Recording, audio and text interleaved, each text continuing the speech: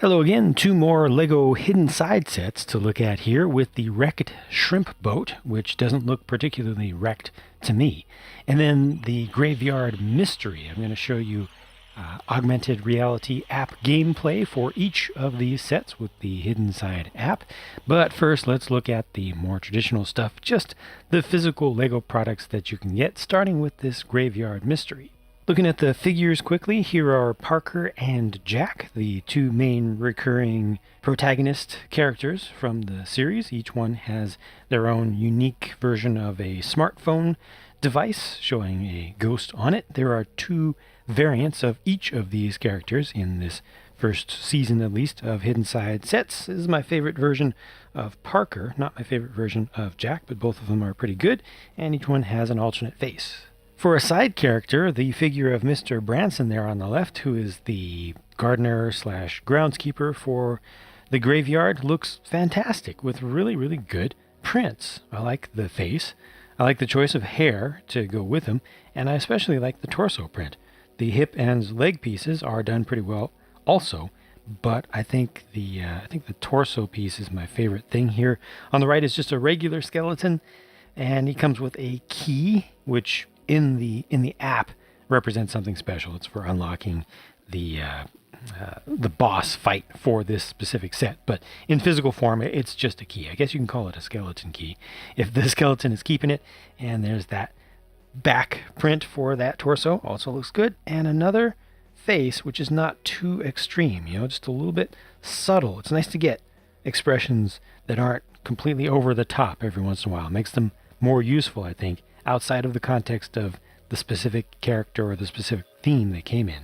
There's also Spencer, the friendly ghost dog there with the two colors molded together, and I swapped Mr. Branson over to the right-hand side to accentuate the fact that he has changed. He's no longer the same.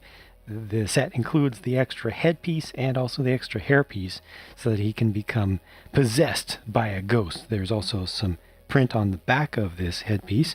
The head itself and the hair is pretty intricate in how it's molded up, so that's pretty cool, though not the most useful color. The graveyard scene is set up pretty nicely. It's enclosed around the back for the most part, and then suggests that you're looking at it kind of cut open, so the property line would probably continue on towards you out in this direction. So I think that's fine to have the layout this way, but they do suggest a proper entrance way for it with the gate over here with the wrought iron bar style design. And there are some stickers in this set, such as this one right here. There's also one on the other side. And I think that the graphic design for the stickers in this set is great, possibly even a little bit too good, because as we go farther in here, you come up to this statue, which has something down at the base of it. It just looks really, really good. It seems to me like it's done by the same graphic designer who did some of the stuff for the DCEU sets. Just really fine work, fine little stone type designs. Totally not a weeping angel here. This is actually part of the mechanism for interacting with the game. This is done pretty well. I mean, you can see the colors right there, but how this is all put together, to change to the different colors that you use to scan with your phone or tablet, to change modes, to change spectra as you search for different ghostly things. And this tomb is able to open up again. See, the graphics are just so fine, so finely detailed. There's another one.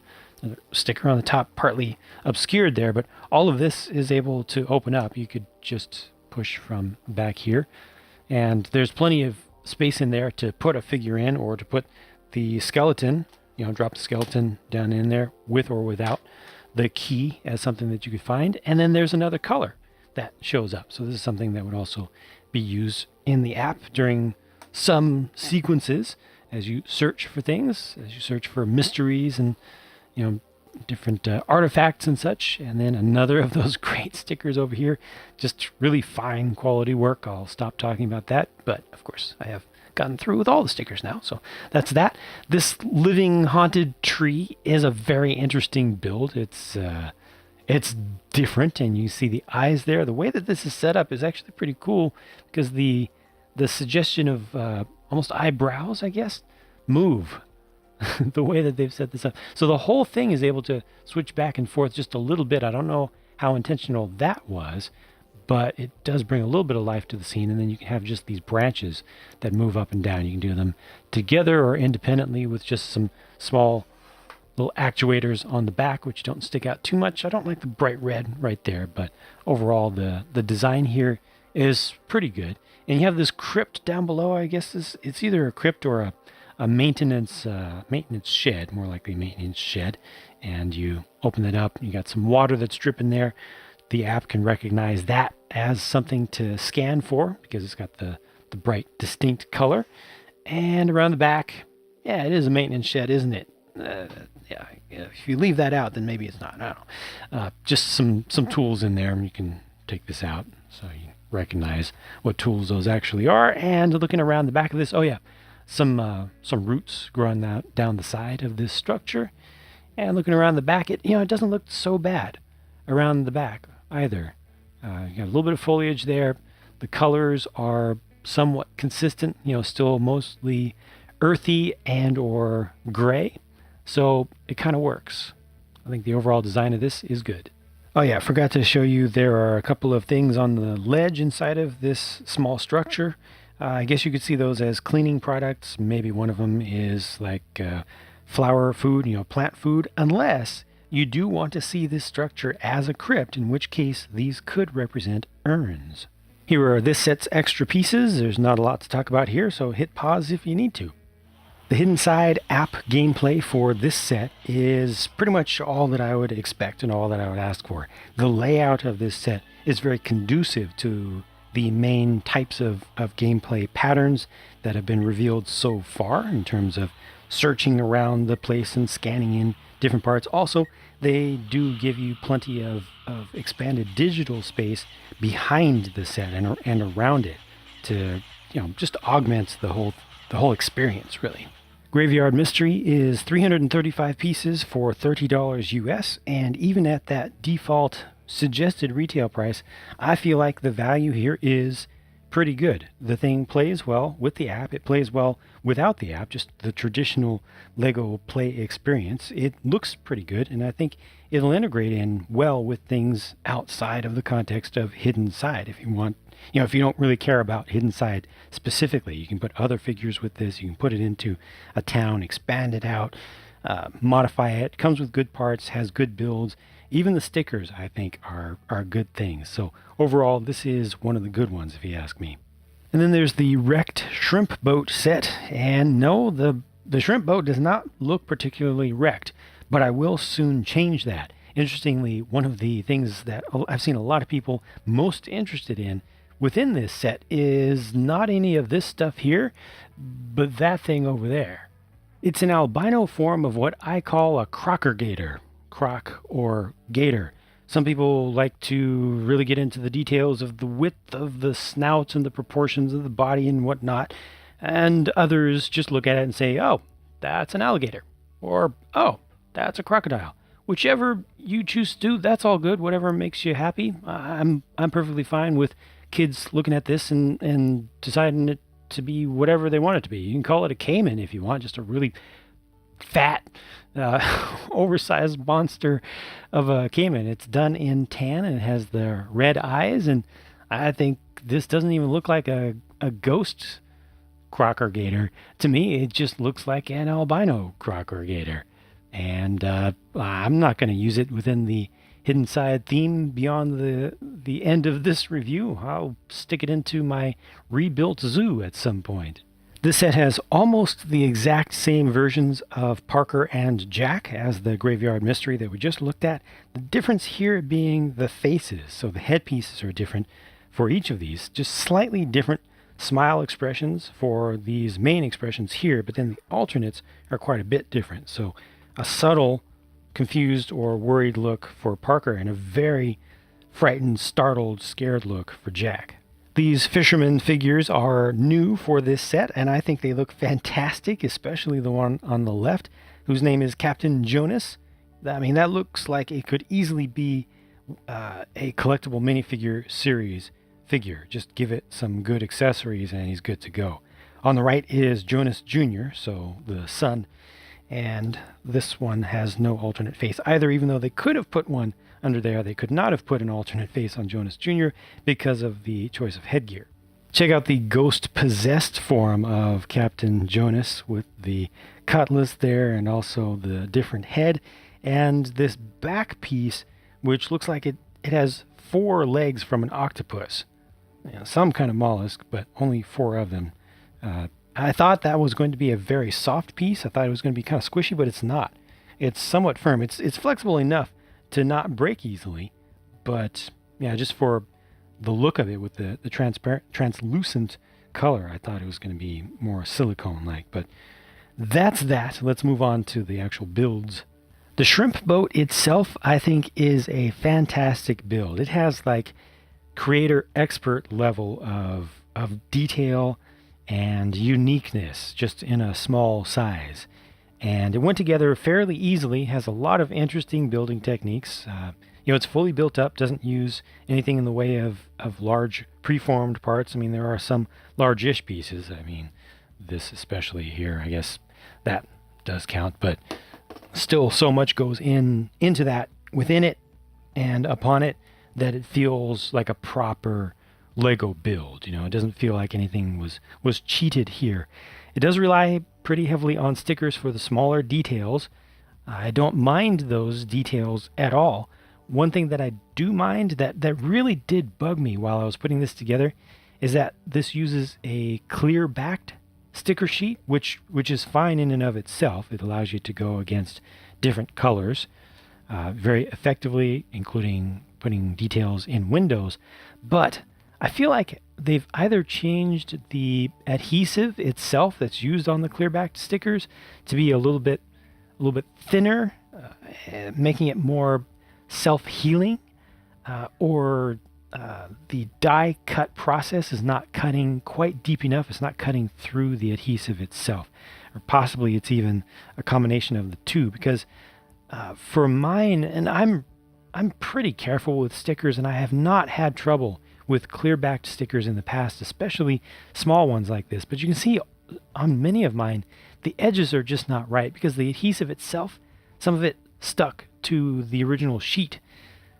It wasn't cleanly cut around its edges. I'm talking about just the sticky stuff, the goo on the back, and like that one there in the center against the 1x2 dark blue tile really bugs me. And the nameplates really bug me that I just wasn't able to get the type of quality of finish that I'm used to, and that wood plank detail there all around the edges, it's just not good.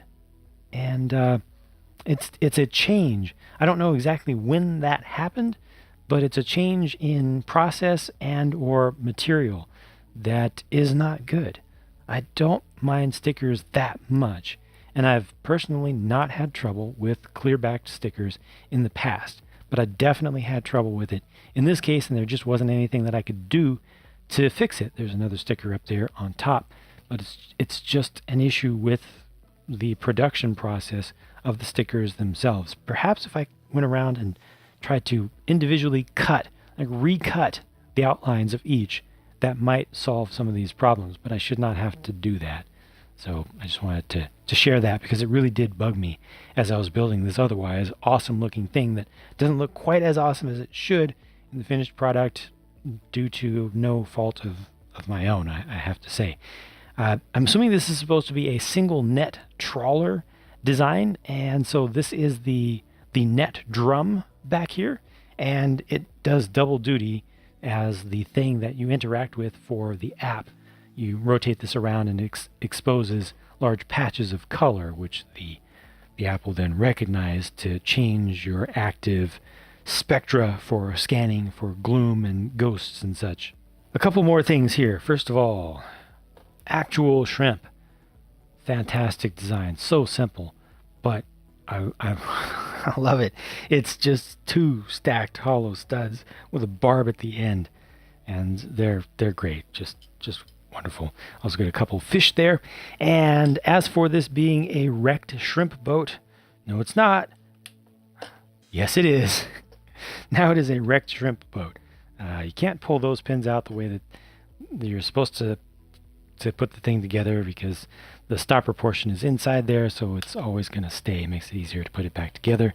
Build it differently if you want to be able to remove those and not see them. But there you go, wrecked shrimp boat. Now you can take the wrecking a little bit farther by going out to the shore. So this is a bit of terrain build, which looks pretty good. You know, you've got some foliage out by the edges, some possible roots that were growing down, and you know, some rock work and stuff.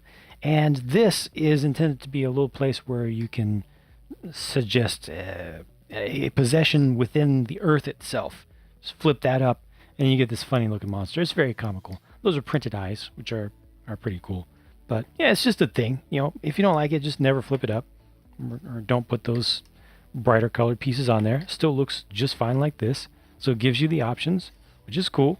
Doesn't look bad around the back, except you do get a little of that brightness showing through. So again, if you really don't want to see that, just you know, don't build it in. Simple enough to leave that stuff out.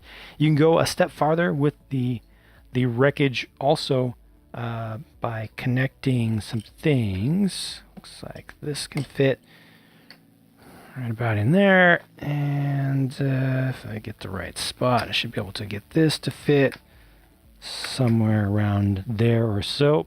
And then you have a properly beached and wrecked shrimp boat. And I mean, you don't have to put this here. You can put it over there. You can swap them around. This can be facing away from you. You know, set that up however you want. They have a certain specific way that they suggest, but you can do it however you want to do it. And you know, it just allows you to set up a slightly different scene. Take some of the details off, break it a little bit if you want, make it look a little bit more distressed. That's that. Set comes with a kayak for Parker and Jack to use. Hopefully they will not use this around a crocker gator because it's not going to provide them very much protection. But you know, that adds to the suspense of the scene. It's mostly just one piece with the paddle oar added on to the back. These will float a little bit as long as there's not too much weight in them. And if you cover up the undersides, then they will float a little bit better. But technically, they don't float that well, so LEGO will say does not float. It's not entirely true. The shrimp boat set also comes with a Spencer, who's the same as always. And here are the leftover spares. Gameplay for this one is pretty normal. It has a nice expansive background. The one disappointment is that only the boat actually gets scanned into the app. So it doesn't matter any of the other stuff from this set that you include, you know, physically in front of you. It will only scan the boat, and it won't show you anything else that actually exists there in real life. Everything else in the background gets replaced with digital overlays, and it doesn't matter where you put anything. None of that relates to the physical world. But the gameplay itself is fine. The background, I think, looks pretty cool. Like I said, it's very expansive, to be sure. And there are no particular special quirks with this one. Do be sure that if you want to experience the augmented reality play, you find out in advance of actually purchasing any of the physical sets whether or not the app will play on your device. Just go to whatever app store is used on your device and try to download, you know, search for LEGO Hidden Side. If it downloads to your device and installs and you can open it, then you're good to go. It'll run everything. There are also some modes. There's one main mode that you can play without even having any of the physical sets, and there are no in-app purchases, you know, no microtransactions or anything like that. It's 100% free, and as far as privacy is concerned, stuff like that, it will attach optionally to your safe LEGO ID if you have one and if you choose. Otherwise, it'll just play in a pretty normal, basic, you know, locally sandboxed offline mode.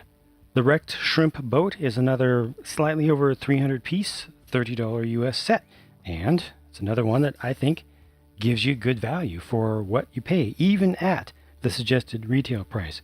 If you can get it at a little bit of a discount, all the better more. Certainly my favorite things here by far are the albino crocker gator and the two fishermen figures. But the rest of the stuff is good too. I just don't like the quality of the stickers these days. It's a relatively minor issue to me though. As usual, I have published full real-time builds for each of these sets on my Pure Builds channel, and I've also done sped-up versions, speed build versions, over on the JANG Builds It channel. So you can check out whichever of those you are most interested in. If you haven't already, I will link to at least a couple of them in the end screen coming right up. Thank you very much for watching. Hope you've enjoyed this, and I'll talk to you again as soon as I can.